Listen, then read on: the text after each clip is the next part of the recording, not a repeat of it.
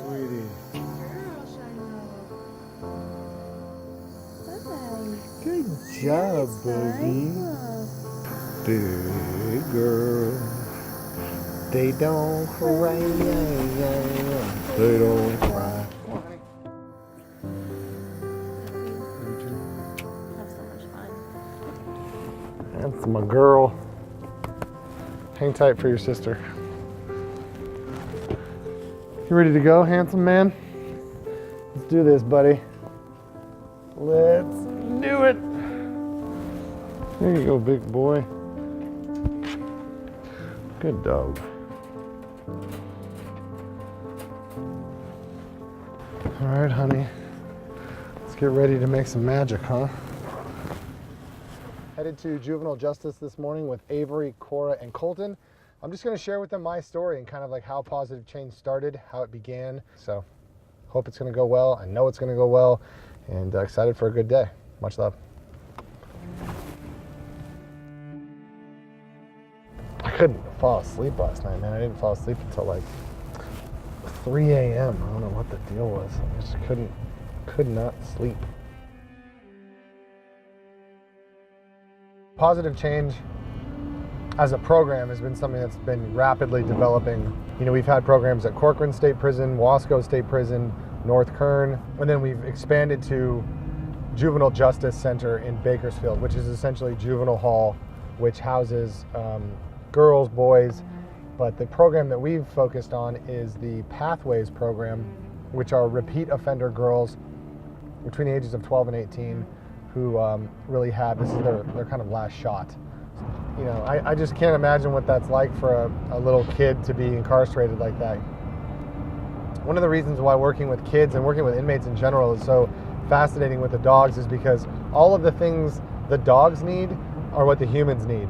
So, you know, everything I needed when I got out of the hospital and I was in liver failure was exactly what my dogs needed. They needed rules, boundaries, discipline, affection, and exercise, you know, and purpose. I've learned throughout this process that juvenile offender girls are the least advocated for group in all of America. There's nothing to do today. We don't have any homework, nothing like that. I kind of just wanted to share with you the history of positive change, like how we got here, how I got here, a little bit of what my story is, and just kind of relate to you guys a little bit. I've been a drug addict my whole life, like as long as I can remember. I've been an alcoholic and a drug addict. I didn't know that's what it was when I was younger, you know, I just drank and used all the time. And then in 2008, right around New Year's, I started to turn yellow. I went and saw a doctor finally, and they said, they took one look at my blood test and they're like, you're in liver failure, you need to go to the hospital right now. Like when you're that sick, they give you this medicine, it's really bad, it's called Enulose. And it makes you lose your bowels, right? So I'm in bed, I've gone to the bathroom like all over myself. I'm like the most pathetic human being I've ever, you know, you can imagine. I walk into the bathroom to try and like clean myself off. I'm looking in the mirror and I'm 140 pounds. I got this gigantic pregnant belly with my weird herniated belly button. So I started crying, I looked at myself just like, you know, who is that person in the mirror? What has happened to me? This is the worst. Like, I can't do this. I can't do this. I got to find a way to take my life. Like, I have to find a way to take my life, you know? And I looked down at my dogs, and my dogs are all looking up at me like I'm the hottest guy on planet Earth. Like I'm you know, Barack Obama mixed with Brad Pitt. They're just like looking up at me, like wagging their tails, like, we love you so much. You're just the shit. You're so cool. We love you so much, you know? And I'm looking at myself going, I'm the worst human being on planet. I hate myself. I hate everything about myself. I don't want to be alive. And my dogs are all right there looking at me like, you're the greatest. We love you. You're so good. You're so beautiful, you know? And even with your old man, yellow butt. And then so I'm looking at them and I'm thinking to myself, like, what's going to happen to my dogs, you know? And so the next day we just started to walk. That's how Marley's Mutts was born, was I started walking my dogs, and then I started to bring dogs into my pack, you know? I started to bring like 1 dog, 2 dogs, 4 dogs, 5 dogs. Before you know it, I'm fostering 10 dogs. Like, I'm getting a little bit better. And by the time I got 6 months sobriety, so by the time I qualified for a liver transplant, I didn't need one. You know, so I never got a liver transplant. I still have my same old liver. I'm still sick. You know, I still have. You stopped everything. I stopped everything. I stopped drinking. I haven't used drugs or drank in almost 11 years. And people, like, I'm nervous right now. You know, I want you guys to like me. I want to like talk to you guys honestly. I want to like bring it and.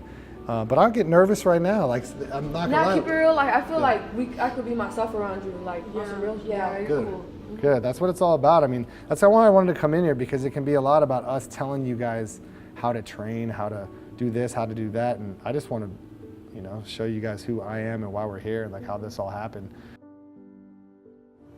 I think what I see the most when I come into places like this, like I see your guys' light, you know, I see you guys for who you are. You guys are just like, I mean, you're females, but you're just like me. And I believe in you guys, and we believe in you guys. And sometimes it just, you got to feel like people are pulling for you, man. It can feel like everyone's against you, like everyone's on your case.